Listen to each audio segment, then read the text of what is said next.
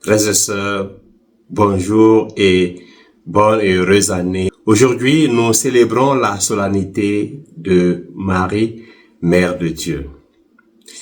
En ce premier jour de l'année 2026, nous échangeons des vœux de bonheur, mais la liturgie nous invite à aller au-delà du simple souhait.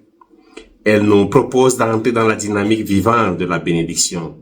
Bénir, ce n'est pas seulement espérer que les choses aillent bien, mais c'est une disposition du cœur qui transforme l'ordinaire en sacré, reconnaissant que nous ne sommes pas propriétaires de nos vies, mais humbles bénéficiaires de dons reçus.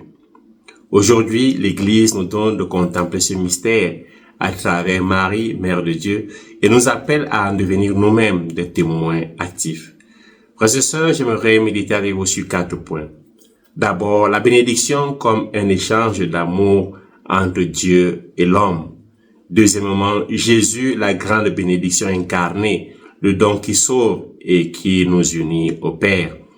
Troisièmement, Marie, bénédiction incarnée, réceptacle et louange. Et quatrièmement, le chrétien est une bénédiction pour le monde, pour sa famille, pour tous les environnements dans lesquels il est présent. Commençons donc par le premier point. La bénédiction, un échange d'amour entre Dieu et l'homme.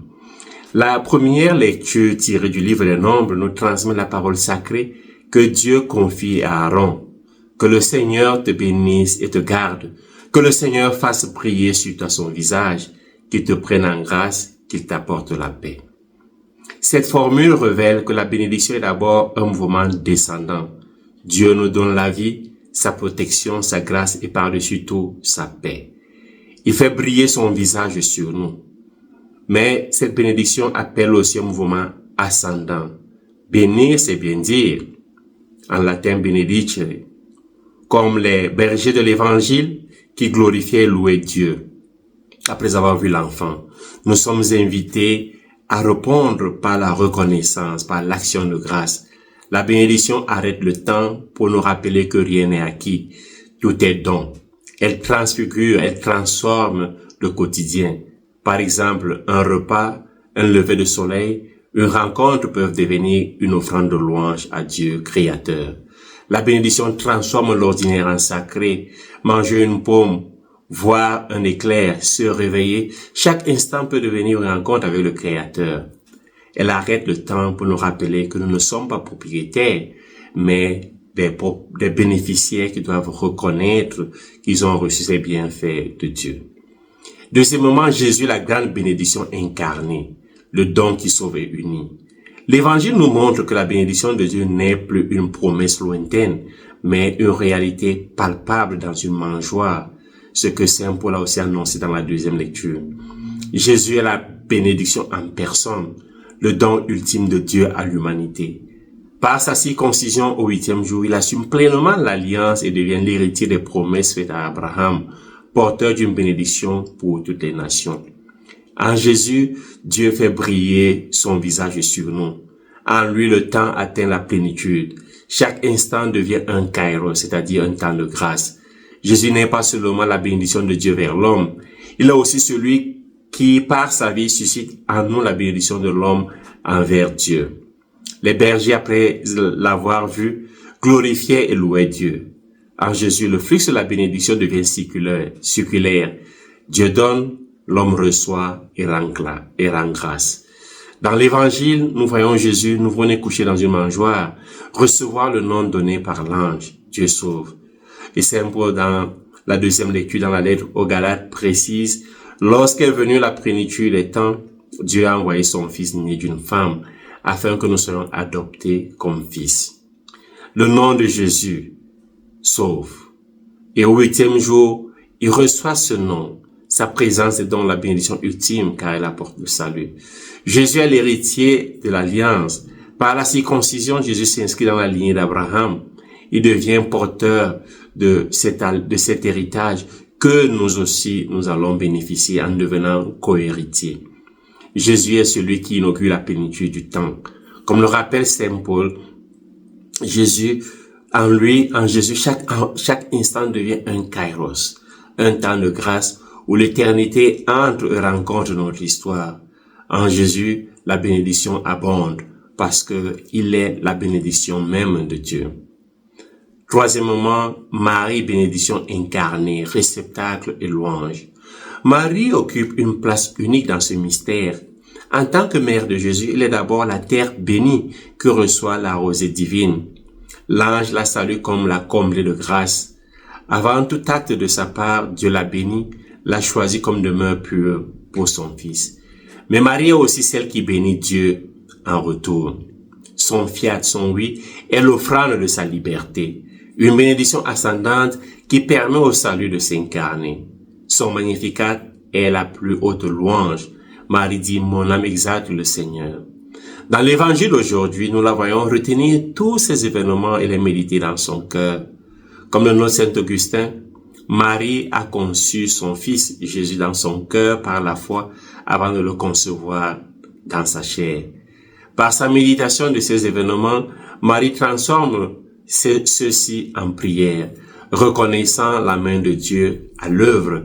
Elle nous apprend que la vraie maternité spirituelle et la vraie bénédiction surtout naît d'un cœur qui accueille, médite et donne au monde la parole de vie.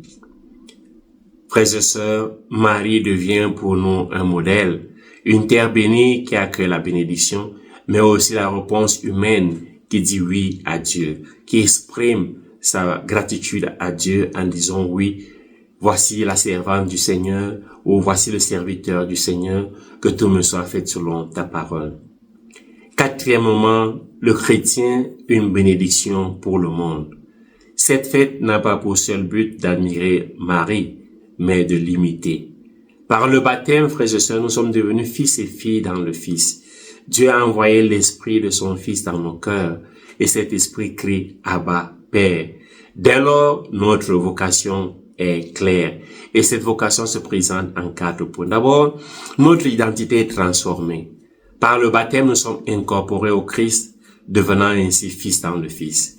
Et par le baptême, l'Esprit du Christ habite en nous, ce même Esprit qui a fécondé Marie, et nous devenons donc de bénéficiaires des canaux de bénédiction divine.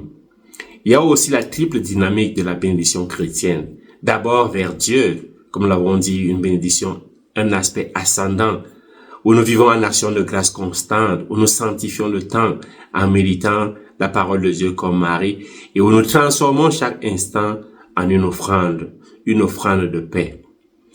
Aussi, il y a ce mouvement descendant du ciel vers la terre. Nous devenons sacrement de la paix du Christ dans nos familles. Nous bénissons par nos paroles, nous bénissons par notre présence et nous transmettons ce que nous aussi nous avons reçu gratuitement.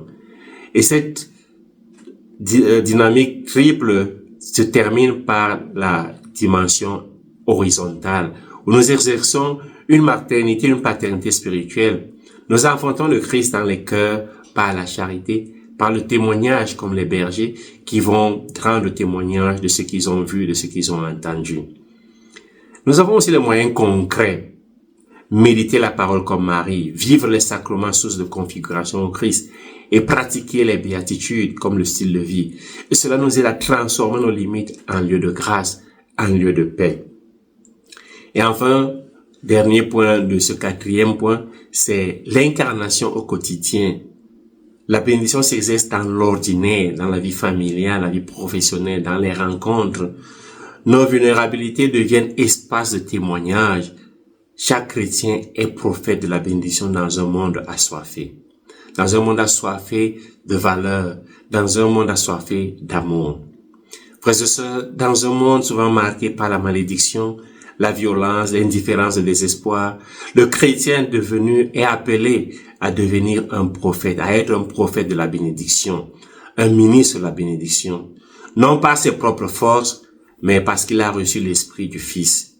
Comme le Christ dont le nom signifie Dieu sauve, nous portons un nom nouveau, celui de Fils bien-aimé, qui définit notre mission, rendre visible l'amour du Père, car c'est en rendant visible l'amour du Père que nous transmettons la bénédiction à nos frères et sœurs. Je termine par cette parabole. Un voyageur perdu dans le désert avait épuisé son eau. Alors qu'il commençait à désespérer, Il trouva un puits asséché. Au fond, il voyait un peu d'humidité, mais ne pouvait l'atteindre. Il effectua alors des prières pour demander l'Esprit Saint, pour être guidé par l'Esprit Saint.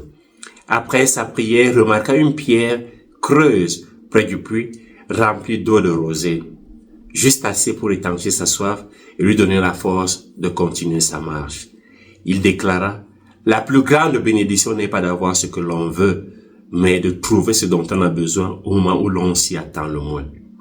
La plus grande bénédiction n'est pas d'avoir ce que l'on veut, mais de trouver ce dont on a besoin au moment où l'on s'y attend le moins. En cette nouvelle année, frères et sœurs, que chacun de nous redécouvre cette dignité magnifique. Cette dignité où nous disons: je suis bénédiction pour être une bénédiction. Je suis béni pour être une bénédiction pour mes frères et sœurs. Que nos vies deviennent ainsi des paraboles vivantes de la bonté de Dieu, de la bénédiction de Dieu, jusqu'à ce que la terre tout entière adore Dieu. Laissons-nous bénir par le Père, par sa parole, dont le visage brille sur nous en Jésus-Christ. Imitons Marie qui garde et médite les dons reçus de Dieu. Devenons à notre tour des artisans, des artistes de bénédiction, transformant chaque rencontre en moment sacré, chaque geste en offrande. Que la paix promise par la bénédiction d'Aaron habite nos familles, nos communautés, nos pays et nos cœurs. Sainte et heureuse année 2026, sous le regard maternel de Marie, Mère de Dieu et notre Mère. Ô Marie conçue sans péché, priez pour nous qui avons recours à vous. Fructueuse année nouvelle, que Dieu vous bénisse. Loué soit Jésus-Christ.